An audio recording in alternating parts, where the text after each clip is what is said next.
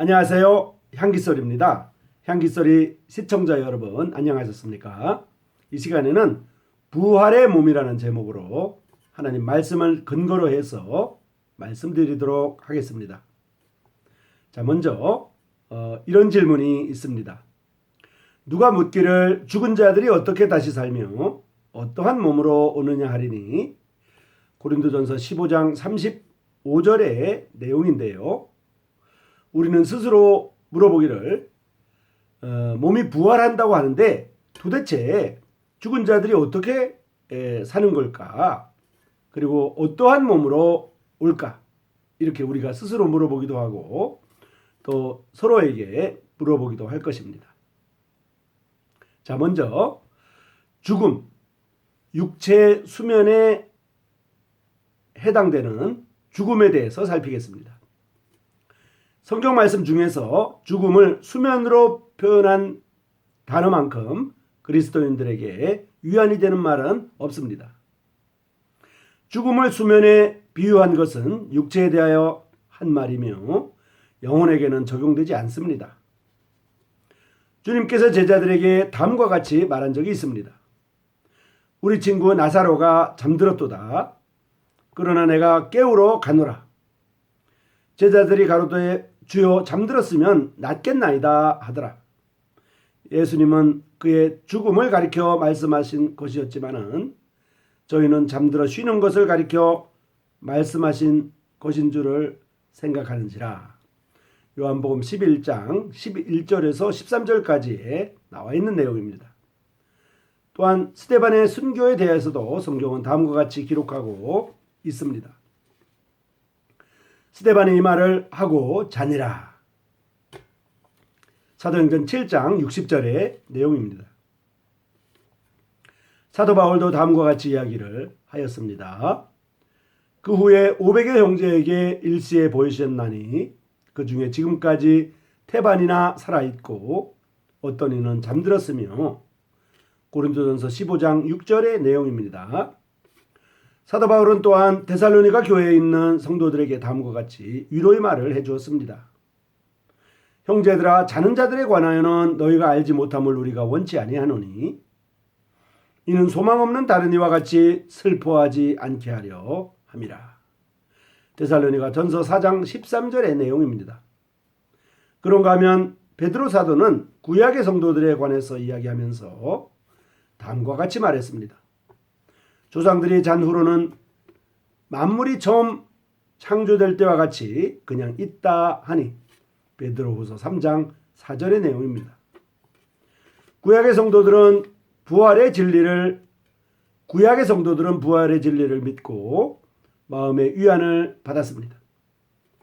죽은 사람에 관하여 이야기할 때 구약 성경은 40번 이상이나 조상과 함께 잠들었다는 표현을 사용했습니다.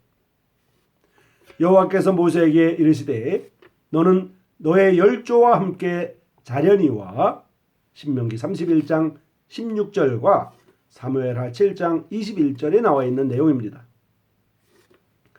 한편 욥기에서는 다음과 같이 기록했습니다. 내가 이제 흙에 누우리니 주님께서 나를 부지런히 찾으실지라도 내가 잊지 아니하리이다. 여기에서 누우리니라는 말은 영어 성경에서는 잠들 것이니 라고 번역되어 있습니다. 욥기 7장 21절의 내용입니다. 이 기록들은 죽은 자의 육체가 잠시 동안 잠을 자는 것에 불과한 것으로 기록하고 있으며, 그 후에 마지막 나팔소리와 함께 영광스러운 몸으로 다시 일어날 것을 가르쳐주고 있습니다. 자, 그러면 죽음, 즉 영과 육의 분리가 되는 죽음에 대해서 살피겠습니다. 육체 활동이 잠시 정지된다고 해서 인간의 영도 잠든다고 말할 수는 없습니다. 육체 사망과 함께 영은 육체와 분리됩니다. 육체의 범주를 떠나서 따로 있다가 부활할 때 다시 결합이 됩니다.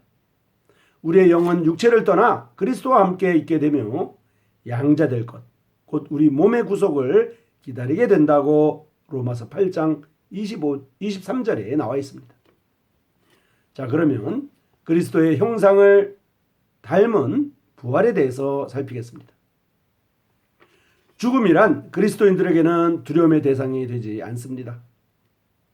지금 가지고 있는 육체보다도 더욱 완전하고 아름다운 육체를 가지고 부활하게 될 것이기 때문입니다. 바울 사도는 그와 같은 진리를 빌립보서 3장 20절과 21절에 다음과 같이 말하고 있습니다. 오직 우리의 시민권은 하늘에 있는지라 거기로서 구원하는 자 곧 주 예수 그리스도를 기다리노니 그가 만물을 자기에게 복종케 하실 수 있는 자의 역사로 우리의 낮은 몸을 자기 영광의 몸의 형체와 같이 변케 하시리라. 우리가 주님과 함께 공중에서 만나기 위해서는 반드시 우리의 썩을 육체가 변화되어야만 합니다. 주님께서 우리의 영혼을 값으로 사셨듯이 우리의 육체도 사신 것입니다. 우리의 육체도 주님에게 소중한 것입니다. 몸은 음란을 위하지 않고 오직 주님을 위하여 있으며 주님은 몸을 위하시느니라 라고 고린도전서 6장 13절에 나와 있습니다. 자, 복음의 목적은 믿는 모든 사람들에게 영생과 불멸을 가져다 주는 것입니다. 성도의 몸은 주님의 영광된 몸의 형체를 담게 될 것입니다. 사랑하는 자들아, 우리가 지금은 하나님의 자녀라.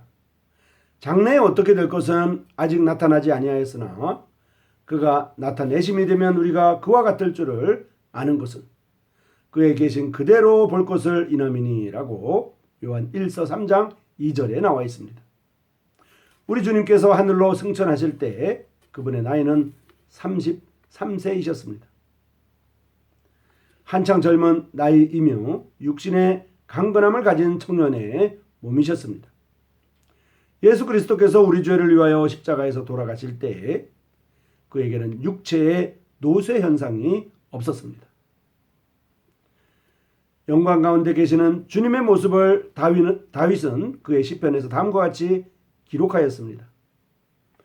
주님의 권능의 날에 주님의 백성이 거룩한 옷을 입고 즐거이 헌신하니 새벽 이슬 같은 주님의 청년들이 주님께 나오는도다 라고 시편 110편 3절에 나와 있습니다.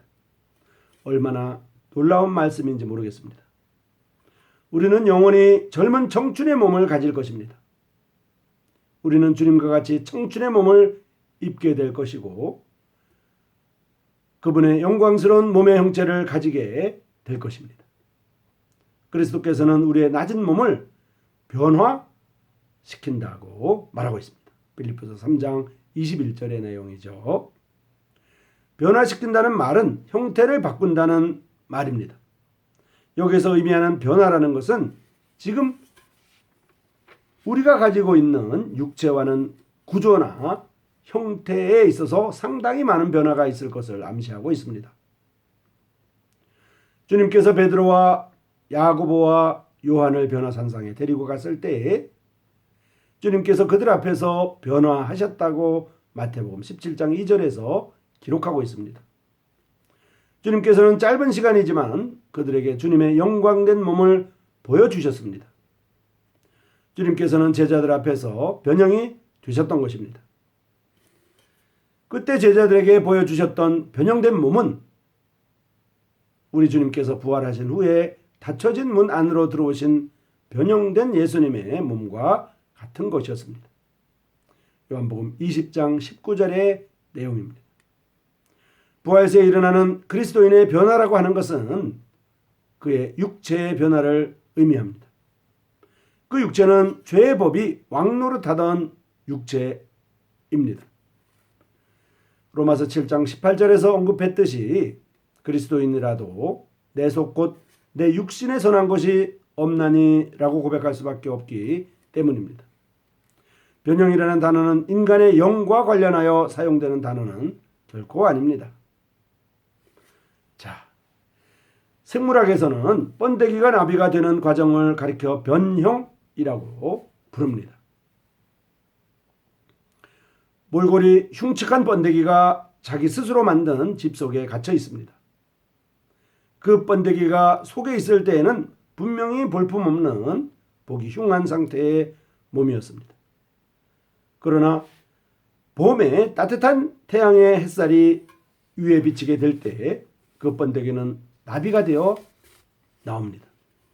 나비는 모양이 번데기와는 다르지만 결국 그 번데기가 변화되어서 이 아름다운 나비가 되었음을 우리는 알고 있습니다.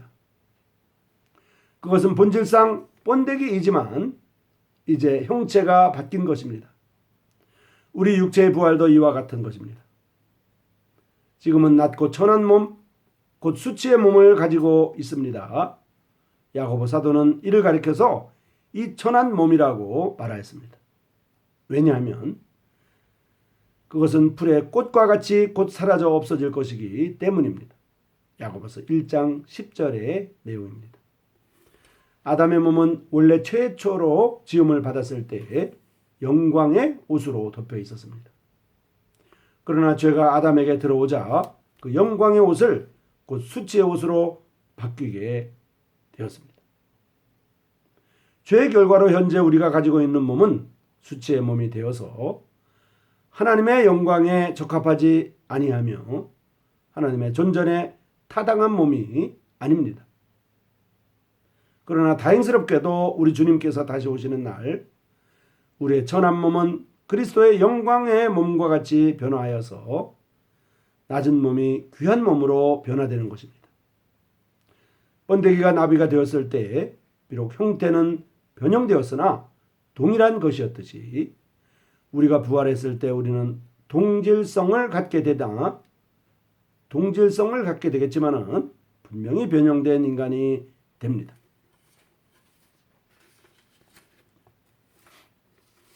자, 이제 우리의 몸은 변화한다는 것을 우리가 살펴보고 있습니다.